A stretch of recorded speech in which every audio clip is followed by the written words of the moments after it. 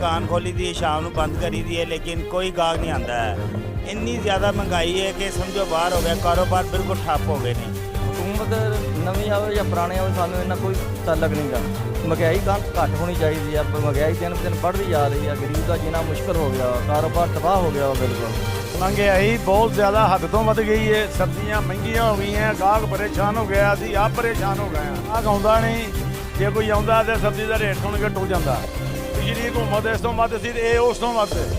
हुण सोचांगे वोट किहनूं देना असीं। करियाने का समान ला लो, फल ला लो, सब्जी ला लो, कोई चीज़ नहीं सस्ती हैगी। इन्नी महंगाई हो गई है कि आम बंदे की पहुँचों हर चीज़ दूर हो गई है। आ दो चीज़ां लईआं 1000 रुपये का बिल बन गया। इन्नी महंगाई हो गई है कि यकीन करो साडे बच्चे भुखे मरन दे आ। महंगाई में बहुत ज़्यादा इजाफा हुआ है और कीमतों में होशरुबा इजाफा है। हमारे पास जो कस्टमर आते हैं वो चीज़ों की कीमतें सुनकर वापस चले जाते हैं और कारोबार बिल्कुल ठप हो चुके हैं। सुबह से हम फारग बिल्कुल बैठे हुए, कोई दुकान पे गाहक नहीं आया। तो आइंदा इंशाल्लाह जब हम वोट देंगे तो इंशाल्लाह सोच के देंगे कि किसको वोट देना है।